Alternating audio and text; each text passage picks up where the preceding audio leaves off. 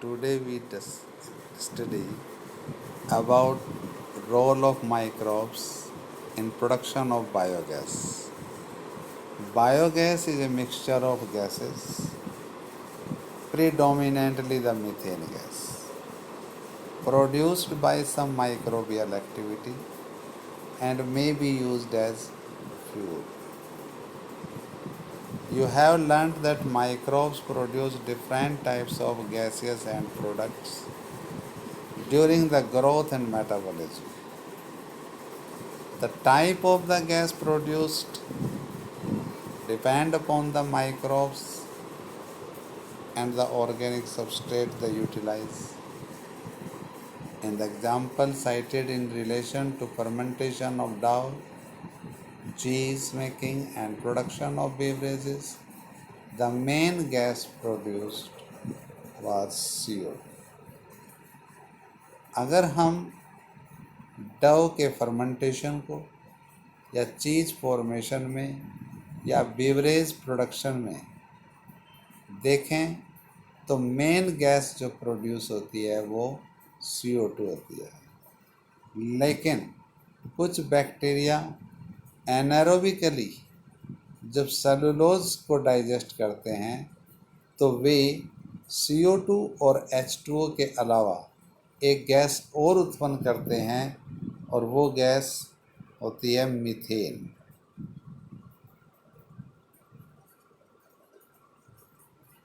And these bacteria which produces the methane are collectively known as methanogens. And one such common bacterium is methanobacteria. These bacteria are commonly found in anaerobic slug during sewage treatment. These bacteria are also present in rumen of a cattle.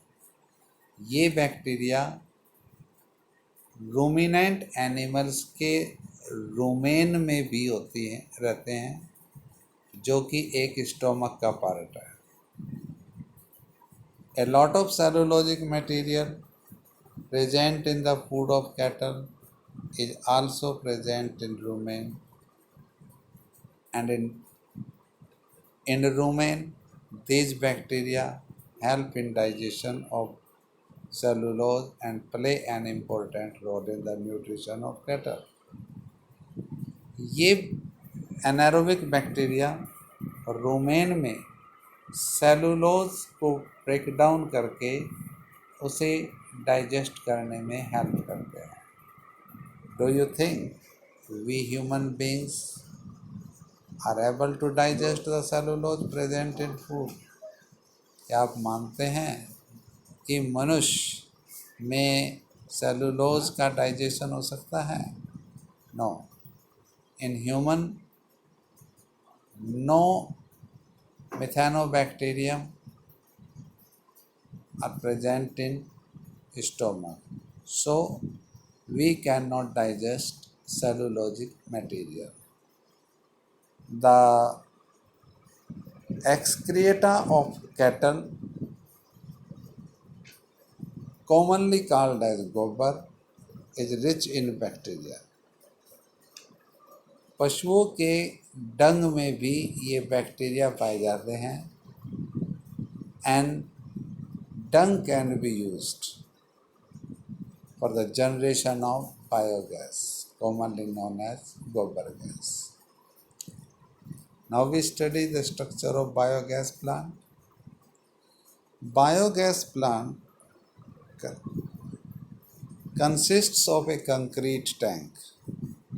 ये 10 से 15 feet गहरा एक concrete का बना हुआ tank होता है, in which the bio wastes are collected and a slurry of dung is fed, जिसमें हम बायो वेस्ट इकट्ठे करते हैं और जो डंग की स्लरी है वो डाइजेस्टर में भेजते हैं.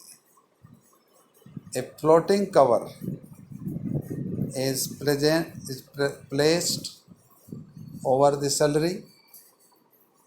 which keeps on rising as the gas is produced in the tank due to microbial activity. और इस टैंक के ऊपर एक कवर होता है जो जैसे जैसे गैस बनती है ये ऊपर की तरफ उठता जाता है. The biogas plant has an outlet which is connected to a pipe to the supply of biogas nearby houses. The spent slurry is removed through another outlet and may be used as fertilizer. एक दूसरा outlet होता है जिससे हम salary को remove करते हैं और ये सलरी खेतों में फर्टिलाइज़र के रूप में इस्तेमाल की जाती है. Cattle dung is available in large quantities in rural areas where cattle are used for variety of purposes. So biogas plants are more often built in rural areas.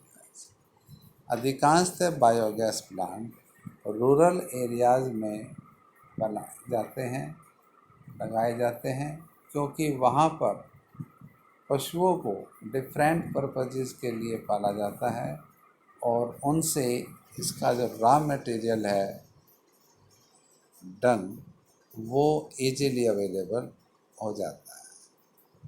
The biogas produced is used for cooking and lighting.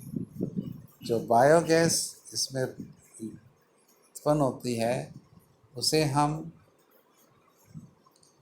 Cooking में और lighting के लिए use करते हैं.